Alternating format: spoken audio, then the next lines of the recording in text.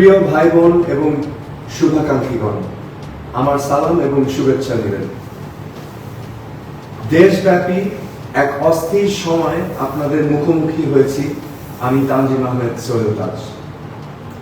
আপনারা জানেন, কোটা সংস্কার আন্দোলনের ন্যায্যতা নিয়ে দেশের ছাত্র জনতা যে আন্দোলন করেছে তাদের সাথে একাত্মতা ঘোষণা করে আমিও সোচ্চার ছিলাম। ছাত্র জনতার উপর যাতে আর গুলি না চলে এই আহ্বান আমারও ছিল। অন্যায় আর অন্যায্যতার বিপরীতে ছাত্র জনতার বিজয় অর্জিত হয়েছে। এই আন্দোলনে ছাত্রছাত্রী সহ আমরা অনেক নিরীহ প্রাণ হারিয়েছি। এখনো অনেক মানুষ চিকিৎসাধীন আছেন। কিন্তু বিজয় পরবর্তী দেশ জুড়ে নানান প্রতিহিংসামূলক কর্মকাণ্ড এবং সুযোগ সন্ধানীদের তাণ্ডব দেখে লাখো কোটি মানুষের মতো আমিও ব্যথিত। এই হত্যাযজ্ঞ আর ধ্বংসাত্মক কার্যকলাপের জন্যই কি ছাত্র জনতা রাজপথে নেমেছিল? দেশের সম্পদ ঐতিহ্য ধ্বংস করে আমরা নতুন প্রজন্মকে কি বার্তা দিচ্ছি? একজন সাধারণ নাগরিক হিসেবে আমি তীব্র প্রতিবাদ জানাই যারা ধানমন্ডির ৩২ নম্বরে বঙ্গবন্ধুর বাসভবনে অগ্নিসংযোগ করেছে। বঙ্গবন্ধুর ভাস্কর্য ভেঙে দিয়ে আমাদের কতটুকু লাভ হলো? আইন শৃঙ্খলা রক্ষা বাহিনী অন্যায় করেছে, তার নিরপেক্ষ তদন্ত হোক, এটা আমরা সবাই চাই। কিন্তু সবাইকে কেন আমরা প্রতিহিংসার মুখোমুখি দাঁড় করাচ্ছি? আইন শৃঙ্খলা রক্ষাকারী বাহিনী ছাড়া কোন সভ্য সমাজ পরিচালনা করা সম্ভব না, এটা আমাদের মনে রাখতে হবে। আসছে অন্তর্বর্তীকালীন সরকারের কাছে আমার আকুল আবেদন, দেশের বর্তমান ধ্বংসাত্মক পরিস্থিতি থেকে সাধারণ মানুষের জানমাল রক্ষা করতে হবে। গেল কদিন দেশের নানা প্রান্তে ভিন্ন ধর্মের মানুষদের মন্দির গির্জায় আক্রমণ হয়েছে, অনেকের বাড়িঘর জ্বালিয়ে দেওয়া হয়েছে, অনেক মানুষ নিহত আর আহত হয়েছে। এর মধ্যে আওয়ামী লীগ সহ অনেক রাজনৈতিক প্রতিপক্ষ রয়েছে, তাদেরও ঘরবাড়ি জ্বালিয়ে দেওয়া হয়েছে। সেই সাথে অনেক নিরীহ কর্মী প্রতিহিংসার শিকার হয়েছে। চারদিকে এক থমথম অবস্থার মধ্যে কি করে আমরা বসবাস করব? সরকার প্রশাসন সহ আওয়ামী লীগের যেসব নেতাকর্মী দুর্নীতি, হত্যা, গুমের সাথে জড়িত, তাদের আইনের আওতায় আনতে হবে। কিন্তু তার পাশাপাশি একজন নিরীহ কর্মীরও এই দেশে বাঁচার অধিকার আছে, এটা আমাদের মনে রাখতে হবে। যে সংস্কারের জন্য আন্দোলন হয়েছিল তার দিকে নজর দিতে হবে। আমাদের মত ভিন্নতা থাকবে, ভিন্ন মতকে কথা বলার সুযোগ দিতে হবে।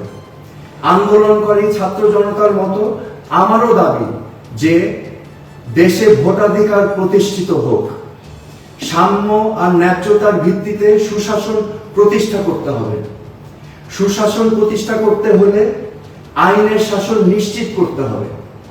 বিচার ব্যবস্থা, জনপ্রশাসন এবং পুলিশ বাহিনীকে রাজনীতির প্রভাব মুক্ত রাখতে হবে। পুলিশ বাহিনী সহ সকল আইন শৃঙ্খলা রক্ষাকারী বাহিনীকে জনগণ বান্ধব পেশাদার বাহিনী হিসাবে প্রতিষ্ঠা করতে হবে। মেধাভিত্তিক সমাজ বিনির্মাণে শিক্ষা ব্যবস্থাকে বাস্তব উপযোগী করতে হবে। দেশের সরকারি প্রতিষ্ঠানগুলোকে রাজনৈতিক ব্যবহার থেকে মুক্ত রাখতে হবে। সাম্প্রদায়িক সম্প্রীতি নিশ্চিত করতে হবে। মানুষের কথা বলার অধিকার সহ সকল মৌলিক অধিকারকে গুরুত্ব দিতে হবে। সন্ত্রাস ও দুর্নীতি মুক্ত সমাজ প্রতিষ্ঠায় পদক্ষেপ নিতে হবে। গুম, হত্যার রাজনীতি বন্ধে আন্তরিক হতে হবে। এগুলোই আজকে আমার দাবি অন্তর্বর্তীকালীন সরকারের কাছে। প্রিয় ভাই বোন শুভাকাঙ্ক্ষীগণ, এই অরাজকতা বন্ধে আমাদের সবাইকে এগিয়ে আসতে হবে। এভাবে চলতে থাকলে বাংলাদেশ পথ হারিয়ে ফেলবে। সম্মিলিতভাবে ছাত্র জনতা পেশাজীবী এবং সকল স্তরের মানুষকে নিয়ে আমরা যদি এই সংকট মোকাবেলা না করি তাহলে বাংলাদেশ এক গভীর সমস্যার সম্মুখীন হবে। যে ক্ষতি হয়েছে তা কোনোদিন পূরণ করা সম্ভব নয়, কিন্তু এখনই সকল প্রতিহিংসার অবসান ঘটাতে হবে। আর যেন আমরা ক্ষতিগ্রস্ত না হই।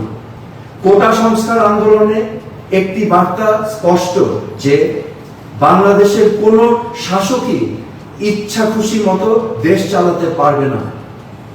দেশে সুশাসন প্রতিষ্ঠিত না হলে আবারও দেশের তারুণ্য গর্জে উঠবে। নতুন বাংলাদেশ দেশে বিনির্মাণে আমরা তারুণ্যের এই দৃপ্ত প্রত্যয় যাতে মনে রাখি। কোন শাসকের অন্যায় মেনে নিবে না বাংলাদেশের ছাত্র জনতা সহ সকল নাগরিক। সকল হানাহানি বন্ধ করে আসুন সম্মিলিতভাবে দেশকে নতুন করে গড়ি। বাংলাদেশ আমাদের সবাই। আপনারা সবাই ভালো থাকুন, সুস্থ থাকুন। ধন্যবাদ। খোদা হাফেজ। তো দর্শক, আপনারা দেখতে পাচ্ছেন মেইন রোড থেকে কোনো পুলিশ সেনাবাহিনী বা ট্রাফিক নয়, দেশ চালাচ্ছেন এখন ছাত্রছাত্রীরা এখন দেশ চালাচ্ছেন খুব সুন্দরভাবে। ওখানে আমরা অনেক ছাত্রী দেখতে পাচ্ছি বরকা পরে, তারা দেশ চালাচ্ছেন। তারা সতর্ক করছেন যারা ট্রাফিক। এই তো পুরো ফ্যামিলি নিয়ে আসছে হুন্ডার মধ্যে, 3 বাচ্চা 2 জন সহ তারা নিয়ে আসছে। তারা খুব সুন্দরভাবে পরিচালনা করছেন এই রাস্তাঘাটগুলো, যেখানে সবসময় ট্রাফিক জ্যাম লেগেই থাকতো। এখন আমরা জ্যাম ট্রাফিক কিছুই দেখতে পাচ্ছেন, একটু পর তারা সিগন্যালগুলো ছাড়ছে। খুব সুন্দরভাবে পরিচালনা করছেন আমাদের ছাত্র ভাই বোনেরা। একেই বলে স্বাধীন দেশের স্বাধীন নাগরিক। এখানে আপুরা খুব সুন্দরভাবে দেশ পরিচালনা করছেন। ট্রাফিক আইনকে ভঙ্গ করতে পারছেন না, খুব সুন্দরভাবে তারা দেশটাকে একবারে গুছিয়ে তাদের মতো করে তারা তৈরি করছেন। একটু আগে ওই আপুর সাথে কথা হয়েছে, তার নাম হচ্ছে সাইফা, তিনি উত্তরা থেকে এসেছেন। হেলমেট না পেলেই তারা তাদেরকে সতর্ক করছেন। এই হচ্ছে সোনার বাংলাদেশ। দেশ স্বাধীন হওয়ার পর দ্বিতীয়বারের মতো ছাত্ররাই দেখিয়ে দিয়েছে ছাত্র আন্দোলন কাকে বলে। ছাত্ররা চাইলে সব কিছুই সম্ভব। আমি তাদের সাথে কথা বলেছি, তারা দুপুর থেকে এই কার্যক্রম চালিয়ে যাচ্ছেন। এখানে একটা ট্রাফিক ভাইদেরকে আমি দেখতে পারি নাই, ট্রাফিক পুলিশ যারা আছেন।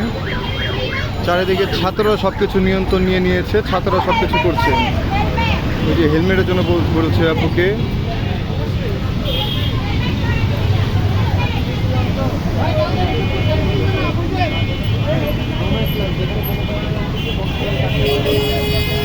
মানুষের মনে খুব আনন্দ উল্লাস বিরাজ করছে তাদের কর্মকাণ্ড দেখে। সবাইকে হেলমেটের জন্য সতর্ক করছেন আপু। অবৈধ জায়গায় পার্কিং করতে দিচ্ছে না তারা।